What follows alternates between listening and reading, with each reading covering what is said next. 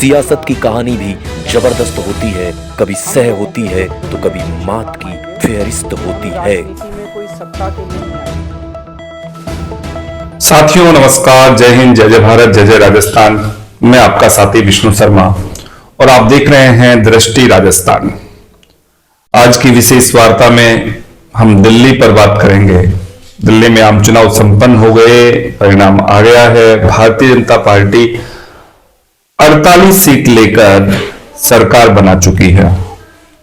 दिल्ली विधानसभा की स्थिति की बात करें तो 70 सदस्यीय विधानसभा है ये, और यहां पर 22 सीटें आप पार्टी को मिली हैं और कांग्रेस फिर जीरो पर सिमट चुकी है, यानी कि लगातार कांग्रेस अपना जनाधार खो रही है।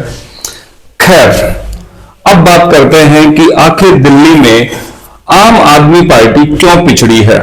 कल जब हम चुनाव परिणाम आ रहे थे तो एक एक ट्वीट को हम देख रहे थे। कांग्रेस के राजस्थान प्रदेश के एक बड़े नेता रघु शर्मा का ट्वीट आया कि केजरीवाल जी, यह जानते हुए भी आप गुजरात, गोवा, उत्तराखंड और हरियाणा में नहीं जीत रहे हैं, फिर भी आपने बीजेपी को फायदा पहुंचाने के लिए चुनाव लड़ा और वहां पर कांग्रेस पार्टी हार गई।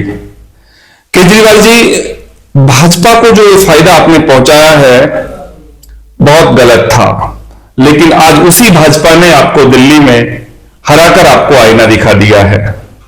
आज भाजपा ने अपनी बी टीम को परमानेंट छुट्टी पर भेज दिया है। मतलब क्या कहें सियासत का कि कभी ताज किधर कभी ताज किधर, लेकिन अब जो ये बातें इस प्रकार की आ रही हैं उनको देखकर तो जनता में भी इस प्रकार का संदेश जाता है कि ये वाकई में राजनीतिक पार्टियां कर क्या रही हैं। एक तरफ जहां पर उन चारों प्रदेशों में जब चुनाव हो रहे थे तो आम आदमी पार्टी ने वहां पर चुनाव लड़ा और कांग्रेस पार्टी को वहां पर मात दी, लेकिन वही चीज आज दिल्ली में हुई है। वहां पर कांग्रेस पार्टी ने फिर चुनाव लड़ा और लगभग 10 कैंडिडेट तो आम आदमी पार्टी के बारीकी से चुनाव हारे हैं, बहुत नजदीकी से चुनाव हारे हैं।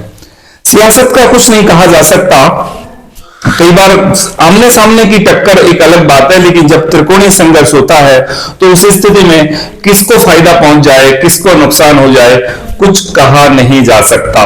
ऐसा ही दिल्ली में हुआ। वो कहते हैं ना कि धूल कितनी ही आसमान में उड़ ले, उसको जमीन पर आना ही पड़ेगा। ऐसा ही हुआ है। दिल्ली के चुनाव परिणामों ने जनता को दिखा दिया है। अब एक बात और यहां पर आपको देखनी होगी। दिल्ली चुनाव में जब आप बात करते हैं तो दिल्ली की जनता ने मुफ्तखोरी को सिरे से नकार दिया है। यानी कि दिल्ली की जनता चाहती है कि हम खरीद कर खाएंगे, हम लाइट खरीद कर लाइट वहन करेंगे, हम पानी खरीदेंगे, हमें मुफ्त नहीं चाहिए। दिल्ली की जनता मुफ्तखोरी के खिलाफ भी हो चुकी है। मतलब ये हमारा जो भारत है, अब धीरे धीरे भारत की जनता समझ रही है, और जब राजधानी से ये बात होती है तो फिर अन्य प्रदेशों में भी ये बात जाएगी, क्योंकि कई पार्टियां जनता को इस प्रकार से भ्रमित करती हैं कि जनता उनके चंगुल में फंस जाती है। लेकिन अब की बार के चुनाव में दिल्ली की जनता ने समझदारी का प्रयोग किया है और मुफ्तखोरी को सिरे से नकार दिया है। अब जो बारी है, देखना यह होगा कि कौन दिल्ली का ताज किस पर रखा जाता है, कौन होगा दिल्ली का मुख्यमंत्री, और उसके लिए आप जुड़े रहें। जैसा कि सूत्रों से खबर आ रही है कि दिल्ली में मुख्यमंत्री पद की दौड़ में महिला को लाया जा रहा है। कौन होगी ये महिला दिल्ली की मुख्यमंत्री? आप जुड़े रहें दृष्टि राजस्थान के साथ। जल्द ही हम साझा करेंगे आपके साथ में दिल्ली की मुख्यमंत्री को लेकर, दिल्ली की कुर्सी को लेकर, दिल्ली की सियासत को लेकर सारी बातों से आपको रूबरू करवाएंगे। तो जितने भी साथी हैं आप ज्वाइन कर लीजिए, हमारे दृष्टि राजस्थान को आप सब्सक्राइब कर लीजिए, बेल आइकन का बटन दबा दीजिए और लगातार हमारी खबरों से जुड़े रहें। धन्यवाद। जय जय राजस्थान, जय जय भारत।